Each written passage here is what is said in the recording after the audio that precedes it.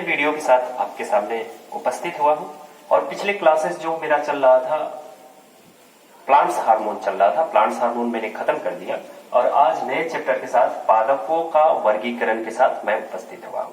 तो आज हम लोग सीखेंगे प्लांट क्लासिफिकेशन, प्लांट्स को कैसे अलग अलग किया गया है, किस आधार पे किया गया है, किस बेस पे किया गया है, ये सभी चीजों का तमाम चीजों की चर्चा हम आज इस क्लास में करेंगे। ठीक है, तो आप मेरे साथ बने रहिए।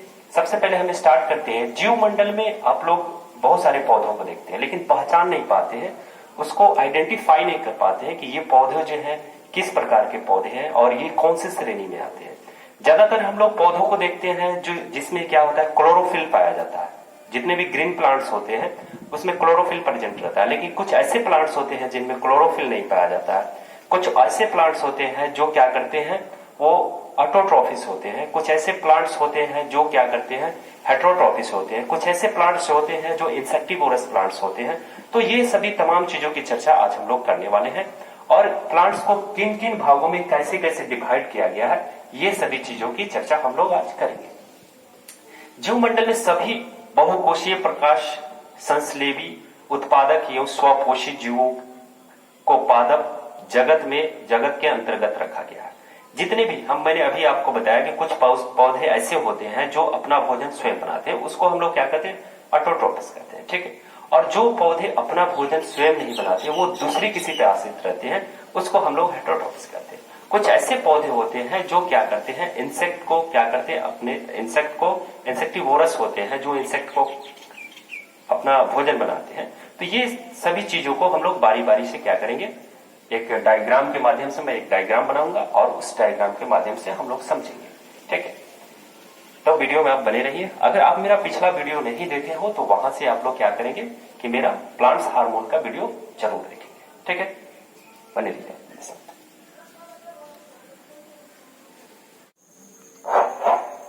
हेलो, चलिए हम लोग समझते हैं कि पादपों को कैसे वर्गीकृत किया गया, कैसे अलग अलग किया गया।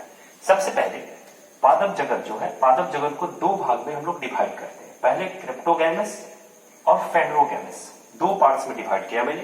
पहला क्या किया, क्रिप्टोगैमस और दूसरा फेनरोगैमस। यहां से याद करते चलिए, पादप जगत को दो भागों में डिवाइड किया गया। उससे पहले मैं बता दूं आपको, लगभग 3.5 लाख, लगभग 3.5 लाख जो है आपके 3.5 लाख जो है पादपों को, जितने आपका यूनिवर्स जो है 3.5 लाख पादपों को क्या किया गया है, अलग अलग भागों में डिवाइड किया गया है। ठीक है, उसमें से सबसे पहले दो पार्ट्स मैंने किया। पादप जगत को दो भागों में डिवाइड किया, प्लांट क्लासिफिकेशन को दो पार्ट्स मैंने किया। पहला किया क्रिप्टोगैमस, दूसरा जो है फेनरोगैमस।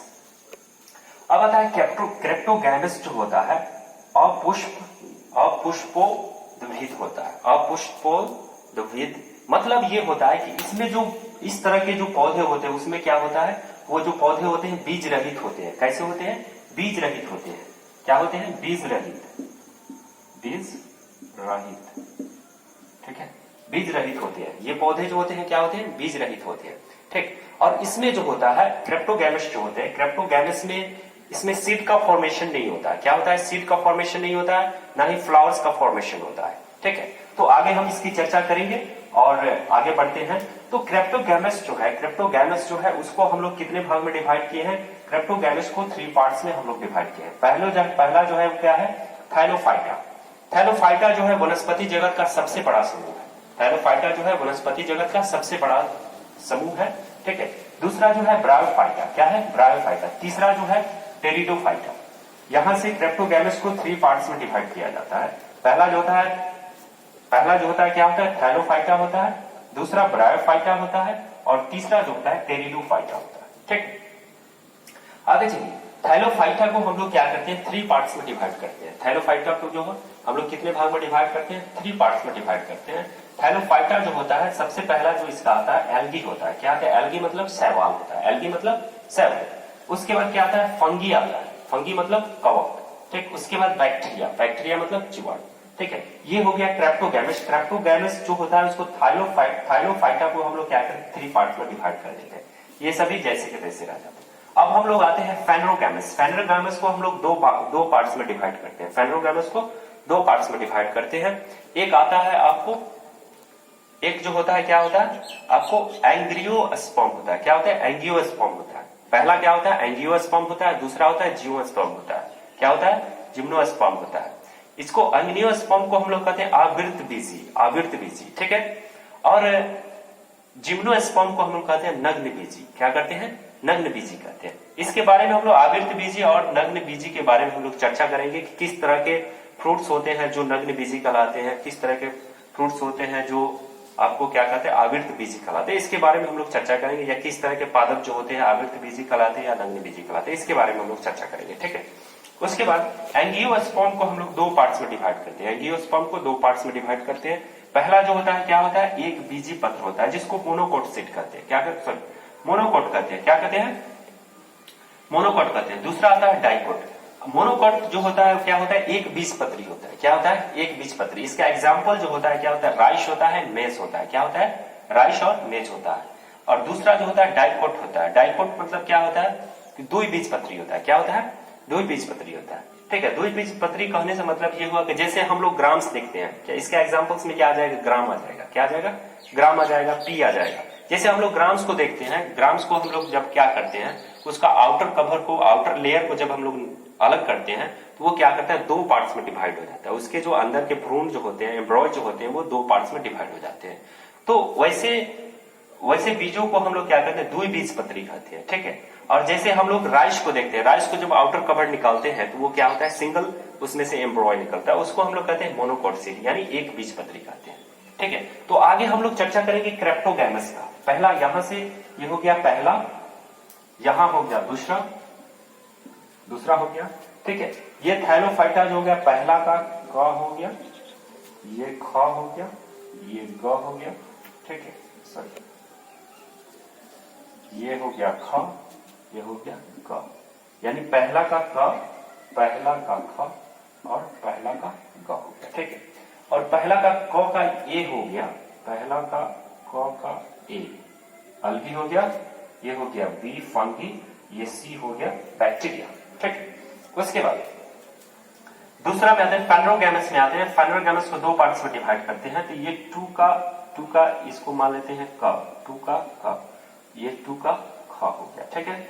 और ये टू का क का ए हो गया, ठीक है। टू का क का ए हो गया, ठीक। और ये हो गया बी हो गया, ठीक। इस तरह से हम लोग क्या करके अलग अलग ऐसे मैंने नामकरण कर दिया ताकि हम लोग को पढ़ने में क्या होगा? सहूलियत होगा, आसान होगा और आसानी से हम लोग समझ जाएंगे, ठीक है। तो आगे हम लोग चर्चा करने जा रहे हैं क्रेप्टोगैमस का। किसकी चर्चा करेंगे? क्रेप्टोगैमस का। अगर आप स्क्रीनशॉट लेना चाहते हैं इसका तो ले सकते हैं, ठीक है। आगे हम लोग चर्चा जारी रखेंगे, तब तक आप स्क्रीनशॉट ले लीजिए, ठीक।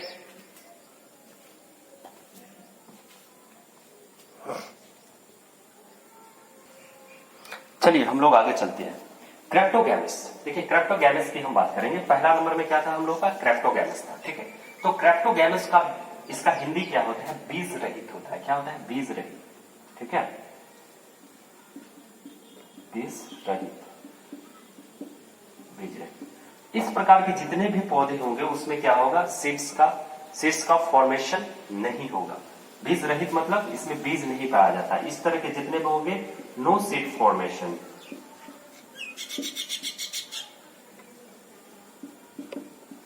No seed formation. इसमें क्या होगा? इस तरह के जो पौधे होंगे उसमें सीड का फॉर्मेशन नहीं होगा। क्या होगा? सीड का फॉर्मेशन नहीं होगा। जब सीड का फॉर्मेशन नहीं होगा तो इसमें फ्लावर का भी फॉर्मेशन नहीं होगा। नो फ्लावर फॉर्मेशन, इसमें फ्लावर का भी फॉर्मेशन नहीं होगा, ठीक है। आगे हम लोग बढ़ते, बस इतना आप ध्यान में रखिए कि क्रेप्टोगैमस जो होता है कुछ तरह के इतना हार्ड क्वेश्चन नहीं पूछते हैं इससे, सिर्फ यही पूछता है कि क्रेप्टोगैमस टाइप के जो पौधे होते हैं उसमें सीड का फॉर्मेशन होता है कि नहीं होता है, या ऐसे पूछ सकता है कि फ्लावर का फॉर्मेशन होता है या नहीं होता है। बस इतना ही क्वेश्चन यहां से बनते हैं। आप किसी भी कॉम्पिटिटिव एग्जाम से हो, किसी भी एग्जाम को दे रहे हो तो बस इसमें से बस दो ही क्वेश्चन बनते हैं कि क्रेप्टोगैमस जो होता है उसमें प्लांट्स का फॉर्मेशन होता है, सॉरी फ्लावर्स का फॉर्मेशन होता है कि नहीं होता है, या पूछेगा आपको सीड का फॉर्मेशन होता है या नहीं होता। अब देखिए यहाँ पे सीड का फॉर्मेशन नहीं हुआ तो फ्लावर का भी फॉर्मेशन नहीं होगा। आगे हम लोग चर्चा करते हैं थाइलोफाइटा। किसका? हम लोग थाइलोफाइटा। आगे हम लोग चर्चा करेंगे थाइलोफाइटा का, ठीक है। अब देखिए थाइलोफाइटा जो होता है, यहां पे हम चलते हैं थाइलोफाइटा।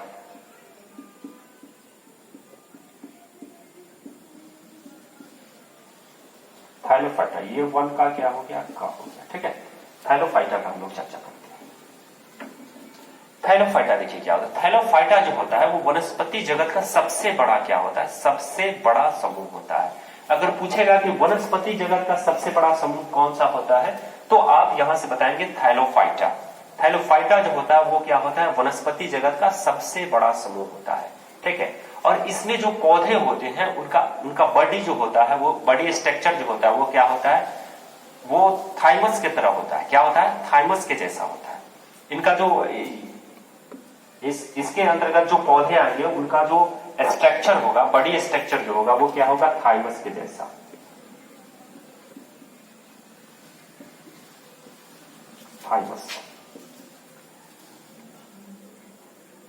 थाइमस के जैसा क्या होगा? सुकाय। थाइमस को हम लोग कहते हैं सुकाय। हिंदी में क्या कहते हैं? सुकाय कहते हैं। क्या कहते हैं? सुकाय। सुकाय मतलब सुकाय मतलब ये, थाइमस का मतलब ये होता है कि इसका जो उनका जो ये होता है बॉडी स्ट्रक्चर जो होता है वो क्या होता है? मोटा होता है। क्या होता है? मोटा होता है। अब देखिए इसमें जो है आपको no flowers and fruits formation, इसके अंतर्गत जो भी प्लांट्स आते हैं उसमें सीड्स, ना ही सीड्स होता है और सीड्स एंड फ्लावर। इस तरह इसके अंतर्गत जितने भी पौधे आते हैं ना ही उनमें सीड्स का फॉर्मेशन होता है और ना ही फ्रूट्स का फॉर्मेशन होता है। अब देखिए इसमें जो होते हैं संवहन उत्तक जो होते हैं, कनेक्टिव टिश्यू जिसको कहा जाता है, संवहन उत्तक। संवहन उत्तक, संवहन उत्तक को हम लोग क्या कहते हैं? इंग्लिश में कनेक्टिव टिश्यू कहते हैं। क्या कहते हैं? Connective tissue. तो इसमें कनेक्टिव टिश्यू जो होते हैं, संवहन उत्तक जो होते हैं नहीं पाए जाते हैं। इसमें संवहन उत्तक जो होते हैं नहीं पाए जाते हैं,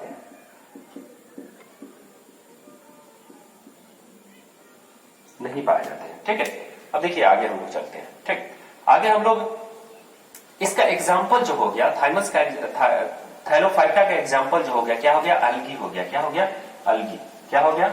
इसका एग्जाम्पल की बात करते हैं हम लोग, तो क्या हो गया? एल्गी हो गया। क्या हो गया? एल्गी।